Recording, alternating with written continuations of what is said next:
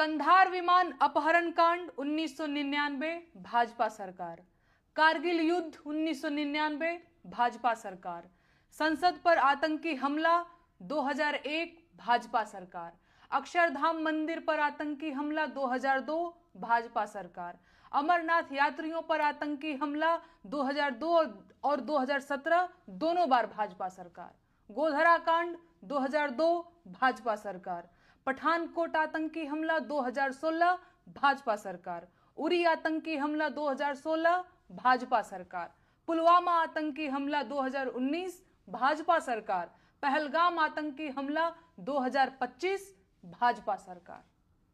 देश में अब तक के सारे बड़े आतंकी हमले भाजपा की सरकार में हुए हैं और भाजपा की सरकार आते ही देश और देशवासी सभी खतरे में आ जाते हैं।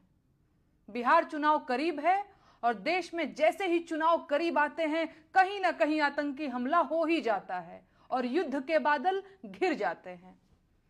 पहलगाम हमले के बाद से ही सरकारी कवियों ने पाकिस्तान के खिलाफ मोर्चा खोल दिया है और वीर रस की कविताएं पढ़ना शुरू कर चुके हैं। अब इन्हें पाकिस्तानियों के कटे हुए सिर चाहिए। ठीक है, तो कौन जाएगा पाकिस्तानियों के सिर काटने? ये कवि जाएंगे या भाजपा के नेता जाएंगे या अंधभक्तों के भगवान खुद पाकिस्तान जाएंगे सिर काटने? दरअसल इनमें से कोई नहीं जाएगा। अगर युद्ध हुआ तो देश के गरीब किसानों के बेटे जो फौज में सिपाही बनकर भर्ती हुए हैं वो आगे भेजे जाएंगे।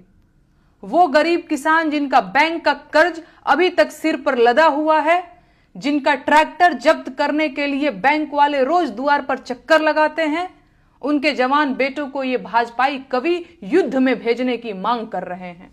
ये है इन धूर्त कवियों का कवि हृदय और नीयत। और नेताओं का क्या है? चुनाव जीतने के लिए युद्ध की घोषणा करनी पड़ी तो ये वो भी कर देंगे। इनके अपने बेटे तो फौज में हैं नहीं, इनके अपने बेटे तो विधायक, सांसद और बीसीसीआई का सचिव बनने के लिए हैं, लेकिन लड़ाइयों में झोंकने और गोली खाने के लिए तो किसानों के बच्चे हैं, ताकि देश में राष्ट्रवाद का बयार चले और इन्हें वोट मिले।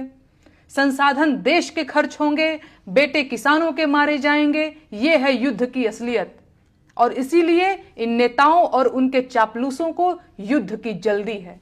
जब भी चुनाव करीब होते हैं और सरकारों की हालत खराब होती है तो पड़ोसी देशों से युद्ध और तकरार को चुनाव जीतने के लिए हुकुम के इक्के की तरह उपयोग किया जाता है। इसीलिए भाजपा के नेता और उनके चापलूस पूरी ताकत लगा रहे हैं कि किसी भी तरह से पाकिस्तान के साथ युद्ध शुरू हो जाए। लेकिन कोई माई का लाल ये नहीं पूछ रहा है कि कश्मीर जैसी संवेदनशील जगह पर 2000 पर्यटकों की सुरक्षा के लिए एक भी सुरक्षा कर्मी मौजूद क्यों नहीं था। हमला आतंकियों ने किया है तो आतंकियों को चुन चुन कर मारिए, लेकिन आतंकियों को मारने की बजाय पाकिस्तान से युद्ध ठान लेना देश के हजारों सैनिकों की जान जोखिम में डालना है। जिस क्रूर आतंकी हमले को वजह बताकर पाकिस्तान से युद्ध करने की बात की जा रही है, उस आतंकी हमले में किसी भाजपा के मंत्री ने अपनी चूक क्यों नहीं मानी? देश के गृह मंत्री ने अपना इस्तीफा क्यों नहीं लिखा? और प्रधानमंत्री को हमले के तुरंत बाद आतंकियों को धमकाने के लिए बिहार में रैली करने की क्या जरूरत पड़ गई?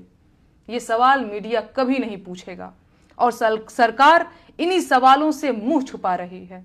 इसीलिए अंधभक्त इन्हीं सवालों को पूछने पर मुझे धमकियां और गालियां दे रहे हैं, लेकिन मैं ये सवाल पूछूंगी, पूछती रहूंगी, क्योंकि मैं अपने देश को युद्ध की आग में नहीं झोंकने दे सकती।